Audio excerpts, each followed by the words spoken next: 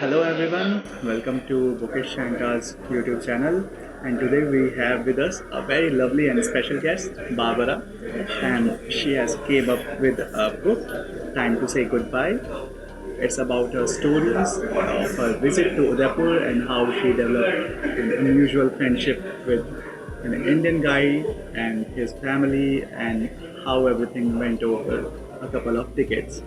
So, Barbara, welcome to Thank you. our Thank you. YouTube channel. Thank you for taking up time to meet My our pleasure. readers. And everyone.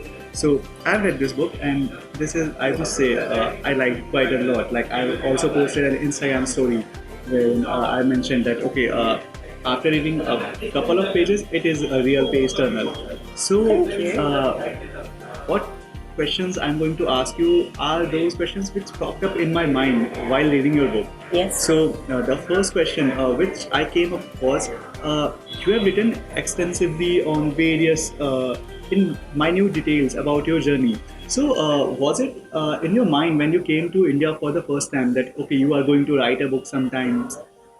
No, it wasn't exactly, it wasn't on my mind to write a book.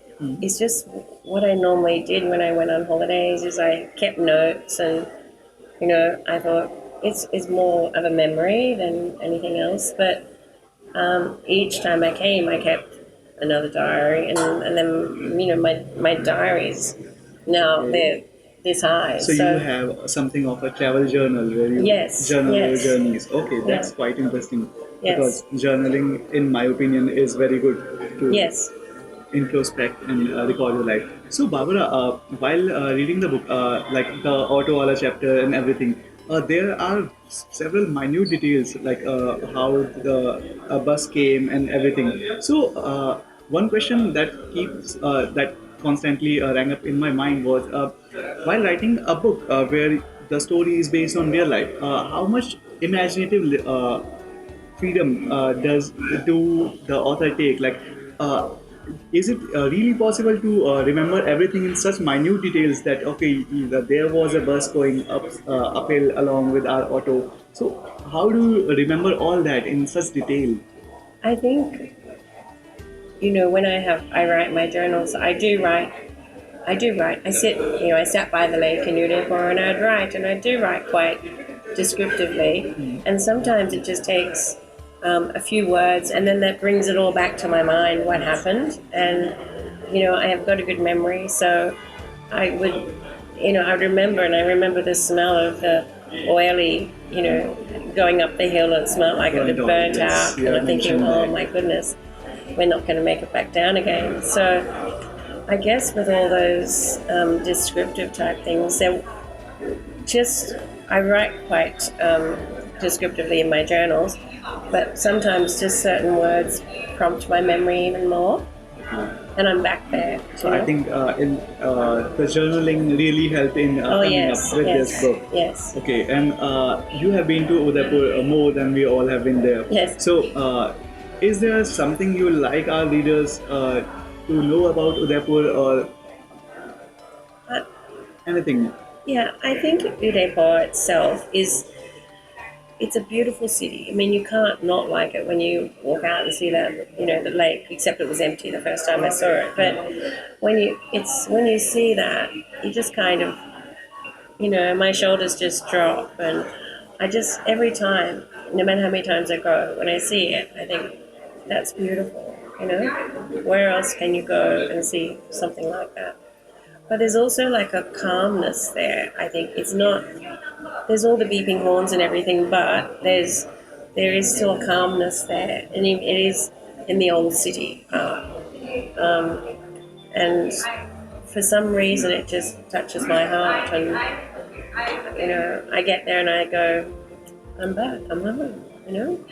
Weird. You are saying that India is your second home. In Yes, fact, yes, Udaipur is your second home now. yes, yes. So, Barbara, I have read the book, and as I said, I liked it quite a lot. But in your own words, can you just tell our readers what it is about and why you decided to write a book about your journeys? Well, I kept keeping notes. I kept keeping journals, but I didn't know how I was going to put the book together. I knew, and I would tell Tarun, I'm writing a book.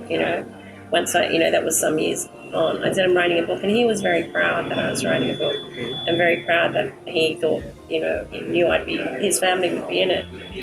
But I couldn't see how the book could ever end because I'd just keep coming back every year, and then in this year, and then no. So when he passed away, I thought I've got to. He was proud of the fact that I was writing it. I've got to finish it, and I've got to finish it for his memory and for his family. And it was, I guess, in my way, it was my way of saying goodbye to That's saying why time goodbye to to say him. goodbye. Yes.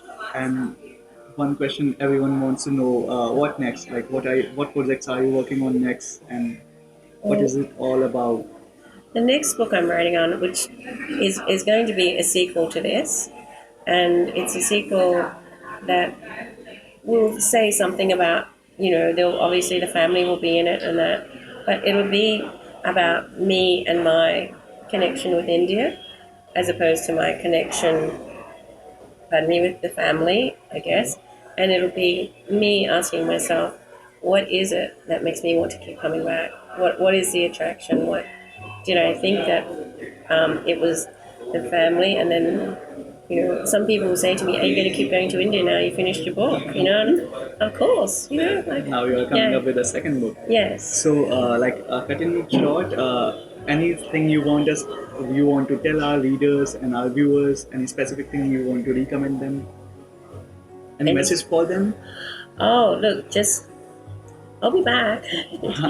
I look forward to seeing everybody again and all the wonderful people I've met. And there's always something new, something different in India, and it's a place where you can change your attitude on lots of things by coming here. Definitely. And Thank you, so, Barbara. thank Thank you so you. So, much for thank being you. with us and being with our viewers. That's Thank all for you. today. Thank you. And don't forget to read this amazing book. It's really interesting. Thank you.